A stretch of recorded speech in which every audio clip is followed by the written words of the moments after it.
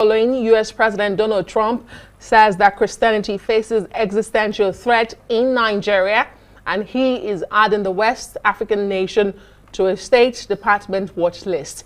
According to Trump, radical Islamists are responsible for mass slaughter and killing of thousands of Christians. Although he did not state the source of the information leading to that conclusion, he went on to put the country on a countries of particular concern list of nations, and the U.S. finds have engaged in religious freedom violations. Well, the list includes China, Myanmar, North Korea, Russia, Pakistan, among others.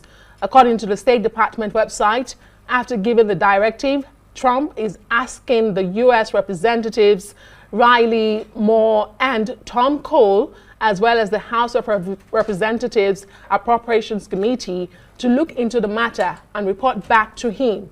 It will be recalled that the U.S. president first placed Nigeria on the list in 2020 during his first time in office before his successor, President Joe Biden, removed the country from the list in 2021. All right, for an analysis on Trump's decision, we're joined now by Professor Chukwudi Odoeme. He's the head of Department, Public and International Law, Veritas University.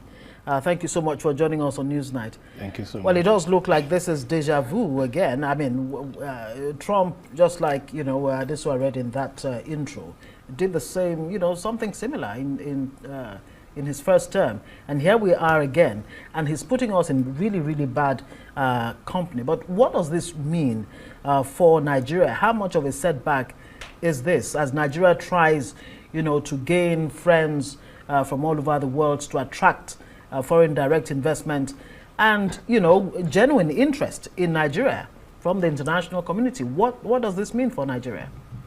Yeah, I must say it's a very bad development. Particularly because of Nigerians' quest to have countries of the developed world come to invest in Nigeria, and the very bad part of it is that no country in the world, no company in the world that is into proper businesses who want to invest in a country where they are not sure that citizens' rights are protected. Many of the multinationals that have their base in the United States and the UK are also interested in the human rights situations of the countries they work in, because they are shareholders at home are interested in all of those. It could get to the point where they will blacklist companies, blacklist products, and ask that, no, we don't want to patronize your companies because you do businesses in such places. But then how much that affects the profitability of those companies and their ventures in those countries is something that we're yet to study. Because you still see them, the chevrons of this world, the Texacos in Myanmar, in all places of the world where religious freedom is forbidden, countries where human rights are suppressed, countries where even freedom of expression and basic fundamental rights are not available at all. Yeah. So it's a very bad one, particularly because we are trying to launder our image at this time. It's a very bad development. Okay, and do you see this complicating the relations between both nations further, US and Nigeria? And what should be the smart response from Nigeria at this time? Yeah, in terms of a relationship between Nigeria and the United States, as this is concerned, is a very important one. The reason is simple. For the United States to have come to a point of conclusion that Nigeria ought to be in that list and go a step forward to declare Nigeria as being a country of concern means that they have been, taking silent stock of what is going on in Nigeria. And genocide is one of those international crimes that no civilized world will want to hear. It doesn't matter whether it's against Christians, it doesn't matter whether it's against a simple tribe or a people, or a peoples, as we say in international law. It doesn't really matter. So I think the smart thing that Nigeria needs to do is that if you have taken a look at this allegation, because it's been there over time, there's so much complaints about how Christians are being treated in Nigeria. One of the biggest pointers, one of the biggest black points is that the government is not doing anything about it. So churches are destroyed, communities are sacked, and we hear the rumor that there are predominantly Christian communities, particularly in the Plateau State area, on that middle of the part middle of belt, the middle or belt. not central. Yes, and nothing happens. Communities are sacked and it feels like nothing happened. People are, thousands of people are buried, nobody cares. Not even government officials go to say, oh, this is bad.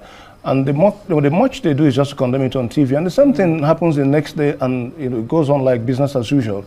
So I think this government should particularly exonerate itself from this complaint. That's the smartest way But out. has the Nigerian government done a good job of it when it pushes back and says, look, this is not, don't give this a religious slant, that every Nigerian, whatever the religious hue is, has been a victim at the receiving end of the violence, terrorism and all of that in Nigeria. Have they done a good job of it? And how more complicated is it that we don't even have ambassadors that they are interfacing with to actually paint the correct picture of what's going on in Nigeria?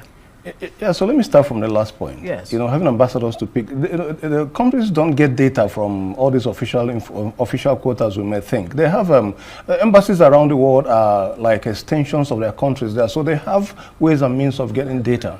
And then it's not about Christianity, it's just that it's a population, because when you talk about genocide, you're talking about a selection of people you can put in a box in And one identity. and eliminate them. Yeah, so it doesn't matter. No, what I mean is that in terms of identification. Oh, yes. So it could be a tribe. It could be, it may just be even a cult group, or even a splitter group. So it's not even about it being Christian. It's about it being that these are citizens of Nigeria or constituents in Nigeria who are being, stereotyped, attacked because of their belonging to that group. Okay. Right. So that's a bad part of it. Yeah, opinions have been divided even back at home on what is going on exactly, whether it's genocide against Christianity or not. But we should be reminded that President Biden did remove Nigeria from this list. Why is Trump fixated? Is this a fixation for him? Because he was the first to put it there, and he's back doing this. And just about 2 weeks ago, his special advisor on Arab and Africa, Massad Boulos, did say there is no Christian genocide in Nigeria. He said everyone has been a victim, like Ngozi highlighted. But here we hear from Trump almost 2 weeks after saying this is Christian genocide. Yeah, so the president holds a... So what changed? Is it Nigeria that changed between Trump and Biden and his special advisor, or is this local politics for Trump? No, this is not local politics. This is data speaking. This is data speaking, and then again, this is Trump's attitude. He has been all over the world trying to make sure that minorities are protected. You can see what he did in the Middle East in the case of Palestine.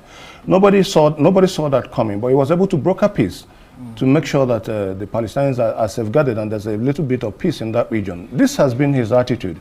And if you also watch what is going on in his intervention in Ukraine, you find out that this is a man who, you like it or not, is open to making sure there's peace around the world. And that's what the United States stands for anyway. So they go to the ends of the world to restore dignity to people whose dignity are being impaired by one way or the other.